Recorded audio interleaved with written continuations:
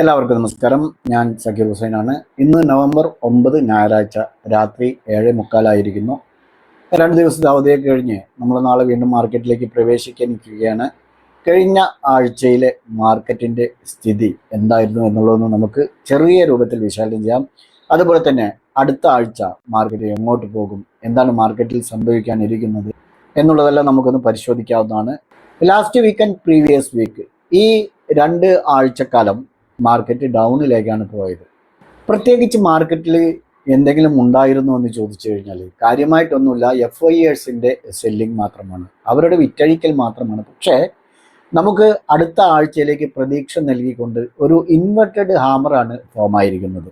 അതായത് Monday, Tuesday, Wednesday നമുക്ക് holiday ആണ്, തേഴ്സ്ഡേ, ഫ്രൈഡേ ഈ 4 സെഷനിലും റെഡിനാണ് ക്ലോസ് ചെയ്തിരിക്കുന്നതെങ്കിലും കൂടി ലാസ്റ്റ് ഫ്രൈഡേ സ്ലൈറ്റ്ലി റെഡിൽ ഫ്ലാറ്റ് ക്ലോസിംഗ് ആണ്.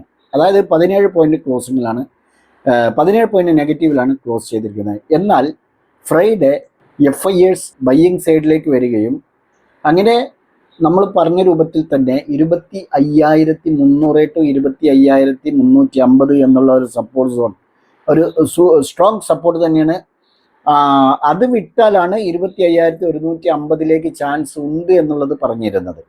25,300 വന്ന് സപ്പോർട്ട് എടുത്ത് ഒരു റിക്കവറി നടത്തിയിട്ടുണ്ട്. റിക്കവറി നടത്തി ഒരു ഇൻവെർട്ടഡ് ഹാമർ, ഒരു ബുള്ളിഷ് ക്യാൻഡിൽ തന്നെയാണ് ഫോം ആയിരിക്കുന്നത്. ഇനി നമുക്കത് ടെക്നിക്കൽ ചാർട്ടിൽ വന്ന് അതിൻ്റെ വരും ദിവസങ്ങളിലുള്ള സാധ്യതകൾ നമുക്ക് സംസാരിക്കാം. അപ്പോൾ ഏതായിരുന്നാലും വെള്ളിയാഴ്ച നമുക്ക് പ്രതീക്ഷകൾ നൽകിക്കൊണ്ടാണ് മാർക്കറ്റ് ക്ലോസ് ചെയ്തിരിക്കുന്നത്.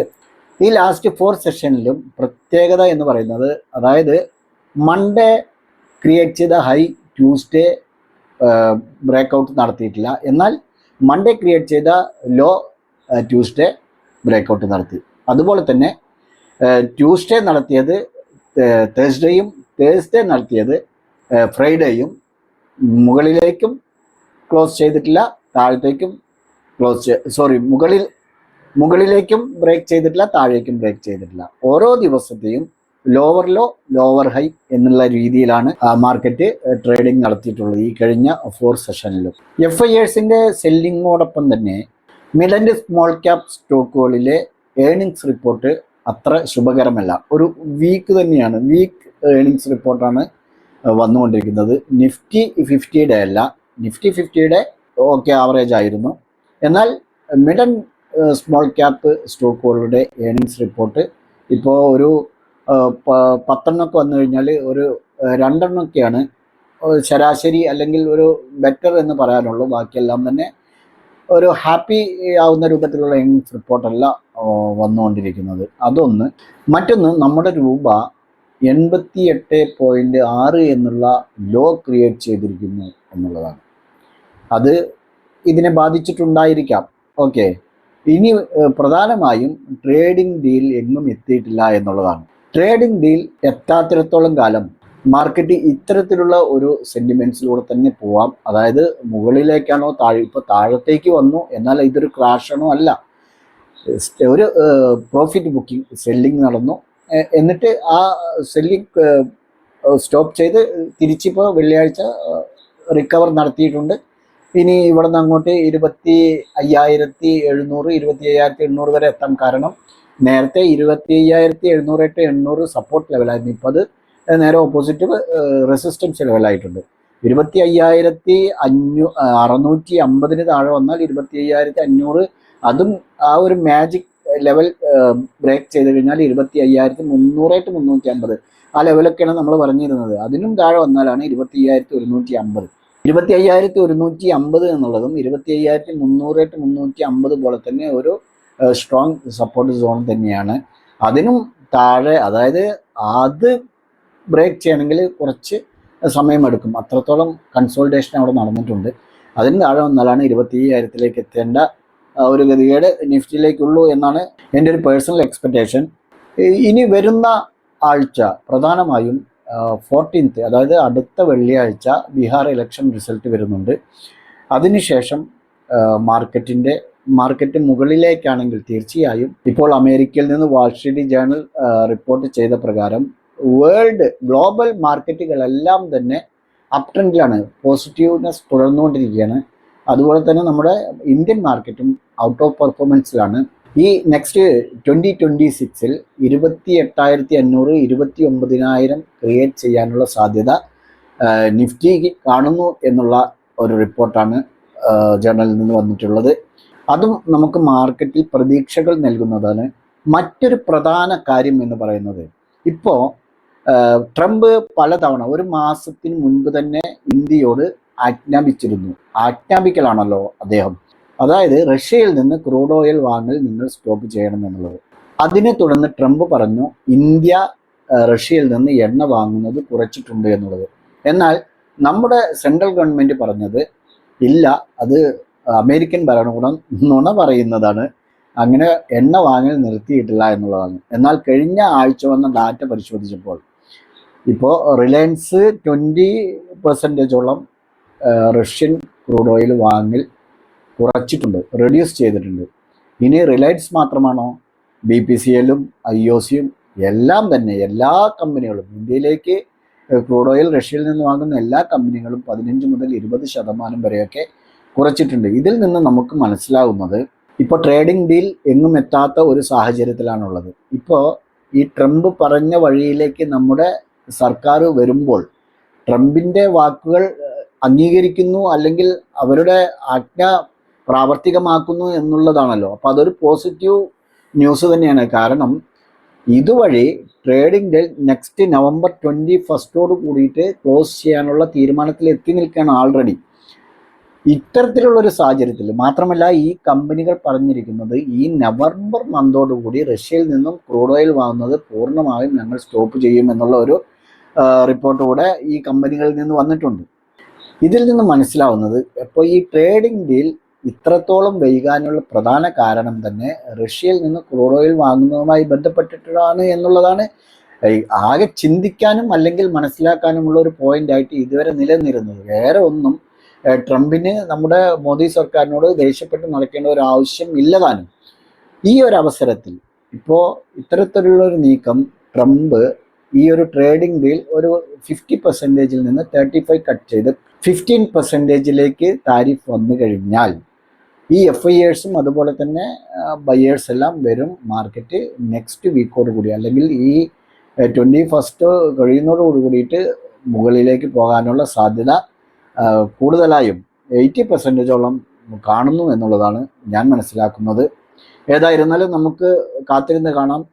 ലാസ്റ്റ് വീക്ക് സെൻസെക്സിനെ സംബന്ധിച്ചിടത്തോളം 722 പോയിന്റ് നെഗറ്റീവിൽ 83,216 ക്ലോസ് ചെയ്തിരിക്കുന്നത്. അതുപോലെ നിഫ്റ്റി 230 പോയിന്റ് നെഗറ്റീവിൽ 25,492 ക്ലോസ് ചെയ്തിട്ടുണ്ട്. നിഫ്റ്റി സപ്പോർട്ട് എടുത്തത് 25,318.5 എന്നുള്ള ഒരു റേറ്റിലാണ് നിഫ്റ്റി സപ്പോർട്ട് എടുത്തിരിക്കുന്നത്. അതായത് 25,300ൻ്റെയും 350ൻ്റെയും ഇടയിൽ ഒരു സ്ട്രോങ് സപ്പോർട്ട് തന്നെയാണ്. അപ്പോൾ അവിടെ നിന്നും സപ്പോർട്ട് എടുത്ത് 25,500 എന്നുള്ളതിലേക്ക് സഡൻലി വരികയും 25,500 നിന്ന് ചെറിയൊരു 8 പോയിന്റ് നെഗറ്റീവിൽ 25,402 ക്ലോസ് ചെയ്യുകയും ചെയ്തു. വെള്ളിയാഴ്ചയെ സംബന്ധിച്ചിടത്തോളം വെറും 17 പോയിന്റ് നെഗറ്റീവിൽ നിഫ്റ്റി ക്ലോസ് ചെയ്തു. നമുക്ക് ഇവിടെ ഒരു ഇൻവെർട്ടഡ് ഹാമർ വന്നതുകൊണ്ട് തന്നെ ഇത് ഇനി അതിനുശേഷം ഇവിടെ ഒരു 9, 14, 20 EMA കൂടെ ഉണ്ട്. ഈ ഒരു 3 EMA സോൺ കൂടെ ക്ലോസ് ചെയ്ത് കഴിഞ്ഞാൽ നിഫ്റ്റി നെക്സ്റ്റ് 25,700 25,800 എന്നുള്ള ഈ ഒരു റേഞ്ചിലേക്ക് പെട്ടെന്ന് തന്നെ എത്തും.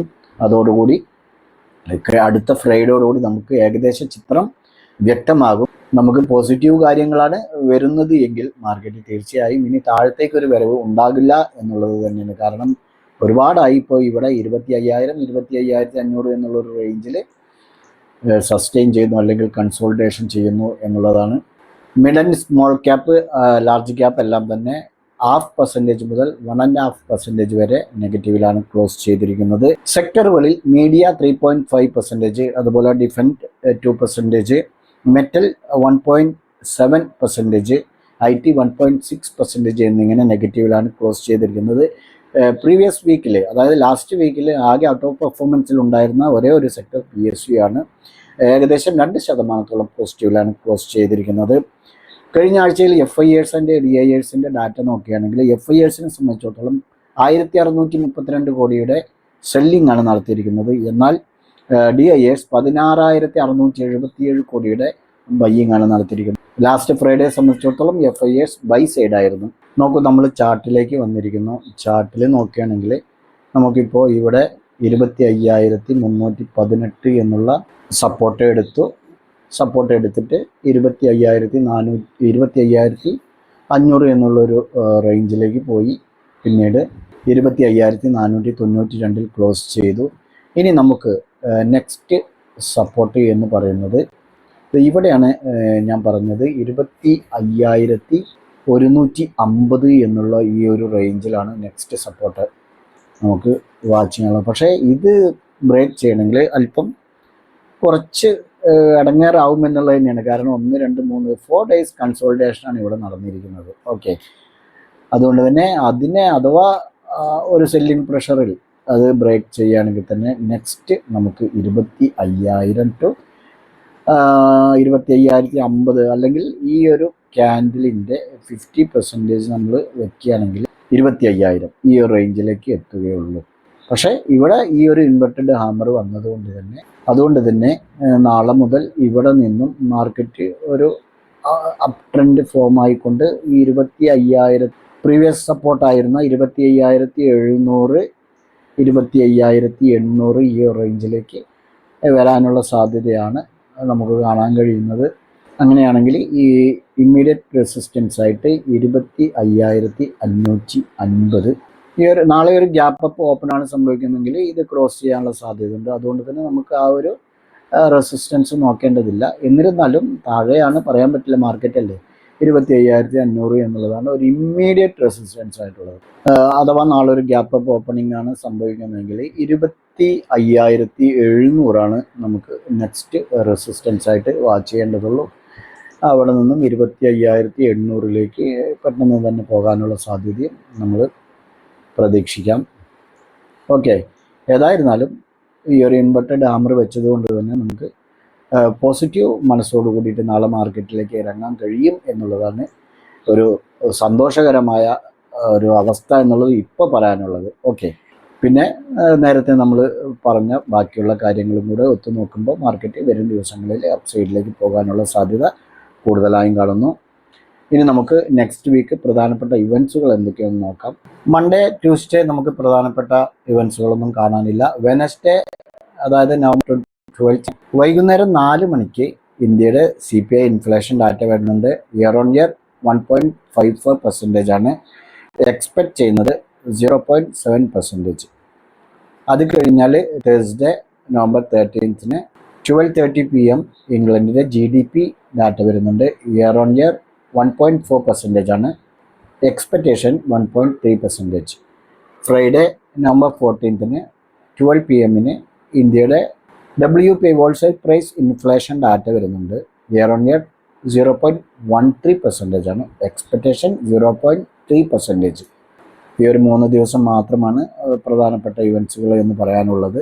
ഇനി നമുക്ക് നാളെ ഇൻട്രാഡേ ലെവലിൽ ട്രേഡ് ചെയ്യാനായിട്ട് സപ്പോർട്ട് ആൻഡ് റെസിസ്റ്റൻസ് ലെവലുകൾ കഴിഞ്ഞ വെള്ളിയാഴ്ച നമ്മൾ വ്യാഴാഴ്ച വൈകുന്നേരം ചെയ്ത വീഡിയോയിൽ പറഞ്ഞ സപ്പോർട്ട് ആൻഡ് റെസിസ്റ്റൻസ് ലെവലുകൾ നോക്കുകയാണെങ്കിൽ 25,475 സപ്പോർട്ട് പറഞ്ഞിരുന്നത്. എന്നാൽ അതിന് താഴെയാണ് ഒരു ഗ്യാപ്പ് ഡൗൺ ഓപ്പണിംഗ് ആണ് നടന്നത്. അതുകൊണ്ട് തന്നെ നമുക്ക് നിഫ്റ്റിയിൽ എൻട്രി ലഭിച്ചിട്ടില്ല.